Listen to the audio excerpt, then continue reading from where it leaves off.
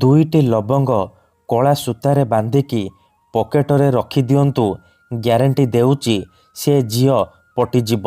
ନିଜେ ଆସି ଆପଣଙ୍କ ସହିତ କଥା ହେବ, ଆପଣଙ୍କୁ ଭଲ ପାଉଛି ବୋଲି କହିବ।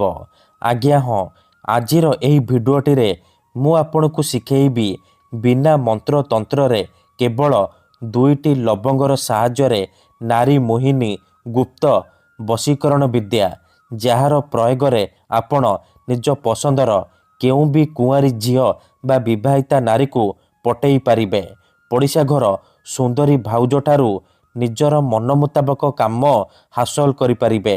ଏହି ବଶୀକରଣ କରିବା ପାଇଁ ଆପଣଙ୍କୁ କୌଣସି ପ୍ରକାର ମନ୍ତ୍ରତନ୍ତ୍ର କରିବାକୁ ପଡ଼ିବନି କିମ୍ବା କିଛି ବି ପଇସା ଖର୍ଚ୍ଚ କରିବାକୁ ପଡ଼ିବନି। ଆପଣ ବିନା ମନ୍ତ୍ର, ବିନା ତନ୍ତ୍ର, ବିନା କିଛି ପଇସା ଖର୍ଚ୍ଚ କରି ନିଜ ପସନ୍ଦର ସେ ଝିଅ ବା ନାରୀକୁ ପଟେଇ ପାରିବେ।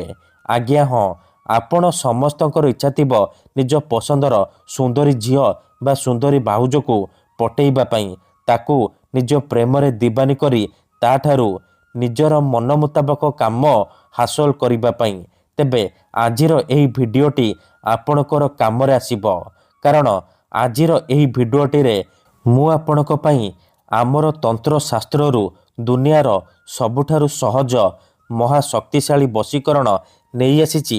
ଯଦି ଆପଣ ଏହି ବଶୀକରଣ ଠିକ୍ ଭାବରେ କରିଦେଲେ, ମୁଁ ଆପଣଙ୍କୁ ଯେମିତି ଶିଖେଇବି ଆପଣ ଠିକ୍ ସେହିପରି କରିଦେଲେ, ତେବେ ଗ୍ୟାରେଣ୍ଟି ଦେଉଛି ଯେଉଁ ଝିଅ ପଟୁନଥିଲା ସେ ଝିଅ ଆପେ ଆପେ ପଟିଯିବ।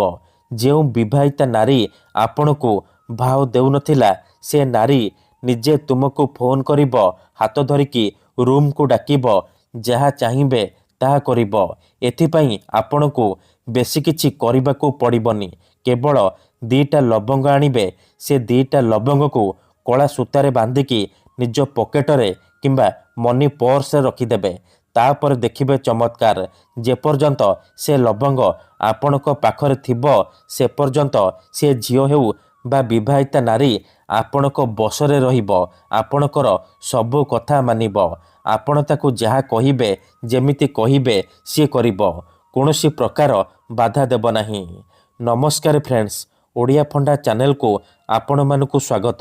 ଯଦି ଆପଣ ଝିଅ ପଟେଇବାକୁ ଚାହୁଁଛନ୍ତି କିମ୍ବା ପଡ଼ିଶା ଘର ସୁନ୍ଦରୀ ଭାଉଜକୁ ପଟେଇବାକୁ ଚାହୁଁଛନ୍ତି, ତେବେ ଆଜିର ଏହି ଭିଡ଼ିଓଟିକୁ ଶେଷ ପର୍ଯ୍ୟନ୍ତ ଦେଖନ୍ତୁ, କାରଣ ଆଜିର ଏହି ଭିଡ଼ିଓଟିରେ ମୁଁ ଆପଣଙ୍କୁ ଶିଖେଇବି ଝିଅ ପଟେଇବା ପାଇଁ ବଶୀକରଣ, ନାରୀ ମୋହିନୀ ବଶୀକରଣ କେବଳ ଦୁଇଟି ଲବଙ୍ଗରେ। ଆପଣ ଭାବୁଛନ୍ତି କି ଦୁଇଟି ଲବଙ୍ଗରେ ଆପଣ କିପରି ଝିଅ ପଟେଇ ପାରିବେ, କିନ୍ତୁ ଇଏ ସତ। ଦୁଇଟି ଲବଙ୍ଗର ଏହି ବଶୀକରଣ ପ୍ରଚଣ୍ଡ ମହାଶକ୍ତିଶାଳୀ ବଶୀକରଣ। ଏହାର ପ୍ରୟୋଗ କେବେ ବି ଖାଲି ଯାଏନି। ଯେଉଁ ଝିଅ ବା ନାରୀ ଉପରେ ଆପଣ ଏହି ବଶୀକରଣ ମାତ୍ର ଗୋଟିଏ ଥର ପ୍ରୟୋଗ କରିଦେବେ, ସିଏ ସେହି ସମୟଠାରୁ ଆପଣଙ୍କ ଆଡ଼କୁ ଆକର୍ଷିତ ହେବାକୁ ଲାଗିବ, ଆପଣଙ୍କୁ ଭଲ ପାଇବାକୁ ଲାଗିବ। ଏହି ବଶୀକରଣ ସାହାଯ୍ୟରେ ଆପଣ ପଡ଼ିଶା ଘର ସୁନ୍ଦରୀ ଭାଉଜକୁ ମଧ୍ୟ ନିଜ ବଶରେ କରିପାରିବେ। ତାଠାରୁ କିଛି ବି କାମ ହାସଲ କରିପାରିବେ। ତେବେ ଏହି ବଶୀକରଣ କରିବା ସବୁଠାରୁ ସହଜ। ଏଥିପାଇଁ ଆପଣଙ୍କୁ କୌଣସି ପ୍ରକାର ମନ୍ତ୍ରତନ୍ତ୍ର କରିବାକୁ ପଡ଼ିବନି କିମ୍ବା କିଛି ବି ପଇସା ଖର୍ଚ୍ଚ କରିବାକୁ ପଡ଼ିବନି। ଆପଣ ଅତି ସହଜରେ ଏହି ବଶୀକରଣ କରିପାରିବେ। ତେବେ ଏହି ବଶୀକରଣ ଆପଣ କିପରି କରିବେ, କେମିତି କରିବେ, ଏହାର ପ୍ରୟୋଗ ବିଧି କ'ଣ ଜାଣିବା ପାଇଁ ଭିଡ଼ିଓଟିକୁ ମୂଳରୁ ଶେଷ ପର୍ଯ୍ୟନ୍ତ ପୁରା ଧ୍ୟାନ ସହିତ ଦେଖନ୍ତୁ।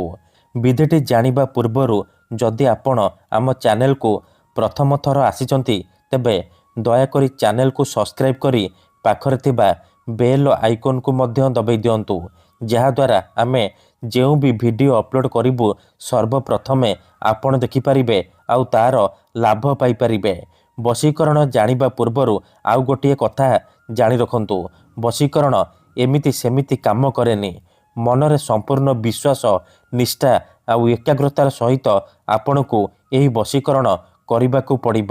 ତେବେ ଯାଇ ମୁଁ ଆପଣଙ୍କୁ ଗ୍ୟାରେଣ୍ଟି ଦେଉଛି ଆପଣ ଯେତେ ସୁନ୍ଦରୀ ଝିଅକୁ ଚାହିଁବେ ଅତି ସହଜରେ ପଟେଇ ପାରିବେ।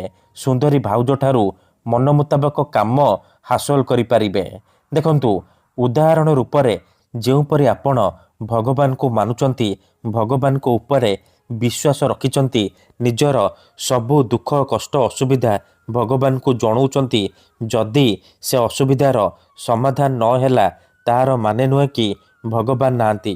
ସେହିପରି ମନ୍ତ୍ରତନ୍ତ୍ର ହୁଏ, ବଶୀକରଣ କାମ କରେ, କିନ୍ତୁ ଏହାକୁ ଆପଣଙ୍କୁ ସିଦ୍ଧ କରିବାକୁ ପଡ଼ିବ, ପ୍ରୟୋଗ ବିଧି ଠିକ୍ ଭାବରେ କରିବାକୁ ପଡ଼ିବ। ମୁଁ ଆପଣଙ୍କୁ ଯେମିତି ଶିଖେଇବି ଆପଣଙ୍କୁ ଠିକ୍ ସେହିପରି କରିବାକୁ ପଡ଼ିବ। ତେବେ ଯାଇ ମୁଁ ଆପଣଙ୍କୁ ଗ୍ୟାରେଣ୍ଟି ଦେଉଛି ଆପଣ ଯାହାକୁ ଚାହିଁବେ ତାକୁ ପଟେଇ ପାରିବେ। ତେବେ ଏହି ବଶୀକରଣ ଆପଣ କିପରି କରିବେ, କେମିତି କରିବେ, ଚାଲନ୍ତୁ ଜାଣିବା। ମନେ ରଖନ୍ତୁ, ଏହି ବଶୀକରଣ କରିବା ପାଇଁ ଆପଣଙ୍କୁ ବେଶୀ କିଛି ସାମଗ୍ରୀର ଆବଶ୍ୟକ ନାହିଁ। କେବଳ 2ଟା ଲବଙ୍ଗ ଆଣିବେ, ଖଣ୍ଡେ ସାଧା କାଗଜ ଆଣିବେ, କଳା ରଙ୍ଗର କଲମ ଆଣିବେ, ଆଉ କଳା ସୂତା ଆଣିବେ। ଆପଣଙ୍କ ଘରେ ଯେଉଁ ସିଲେଇ ସୂତା ଥିବ, କଳା ରଙ୍ଗର ସିଲେଇ ସୂତା, ଆପଣ ସେଇ କଳା ରଙ୍ଗର ସୂତା ଆଣିବେ। ତାପରେ କ'ଣ କରିବେ, ମନେ ରଖନ୍ତୁ, ଏହି ବଶୀକରଣ ବିଧିକୁ ଆପଣ କେଉଁ ବି ଦିନ କେଉଁ ବି ସମୟରେ କରିପାରିବେ, କିନ୍ତୁ ବିଧିଟି କରିବା ପୂର୍ବରୁ ହାତ ଗୋଡ଼ ଧୋଇକି ସଫା ବସ୍ତ୍ର ପିନ୍ଧିକି ଆପଣ ଦକ୍ଷିଣ ଦିଗକୁ ମୁହଁ କରିକି ବସି ପଡ଼ିବେ। ତାପରେ ଏହି ବଶୀକରଣ ଆରମ୍ଭ କରିବେ। ଠିକ୍ ଅଛି।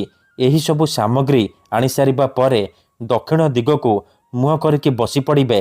ତାପରେ ଯେଉଁ କାଗଜ ଆଣିଛନ୍ତି ସେ କାଗଜରେ ପ୍ରଥମେ ସେ ଝିଅ ବା ନାରୀର ନାମ ଲେଖିବେ ଯାହାକୁ ଆପଣ ନିଜ ବଶରେ କରିବାକୁ ଚାହୁଁଛନ୍ତି। ତା ତଳେ ଆପଣ ଗୋଟିଏ ଶବ୍ଦ ଲେଖିବେ, ମୋହିନୀ ସୋହିନୀ କାମଦେବସ୍ୟ। ମୋହିନୀ ସୋହିନୀ କାମଦେବସ୍ୟ, ଏହି ଶବ୍ଦକୁ ଲେଖିବେ। ଲେଖିସାରିବା ପରେ କ'ଣ କରିବେ, ସେ କାଗଜକୁ ନିଜର ସାମ୍ନାରେ ରଖିବେ। ଆଉ ଯେଉଁ 2ଟା ଲବଙ୍ଗ ଆଣିଛନ୍ତି ସେ 2ଟା ଲବଙ୍ଗରୁ ଗୋଟିଏ ଲବଙ୍ଗ ଧରିବେ, ଡାହାଣ ହାତରେ ଧରିବେ। ଆଉ ଯେଉଁ ଝିଅ ବା ନାରୀକୁ ବଶରେ କରିବାକୁ ଚାହୁଁଛନ୍ତି ତାହାର ନାମ 21 ଥର କହିବେ। ତାପରେ ସେ ଲବଙ୍ଗରେ 3 ଥର ଫୁଙ୍କି ଦେବେ। ତାପରେ ସେ ଲବଙ୍ଗକୁ କାଗଜ ଉପରେ ରଖିଦେବେ।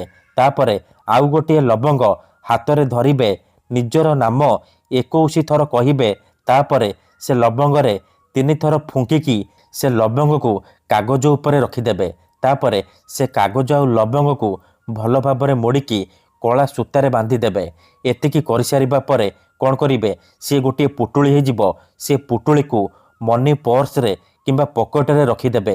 ଗ୍ୟାରେଣ୍ଟି ଦେଉଛି ଯେପର୍ଯ୍ୟନ୍ତ ସେ ଲବଙ୍ଗର ପୁଟୁଳି ଆପଣଙ୍କ ପାଖରେ ଥିବ, ସେ ଝିଅ ହେଉ ବା ବିବାହିତା ନାରୀ ଆପଣଙ୍କର ବଶରେ ରହିବ, ଆପଣଙ୍କର ସବୁ କଥା ମାନିବ।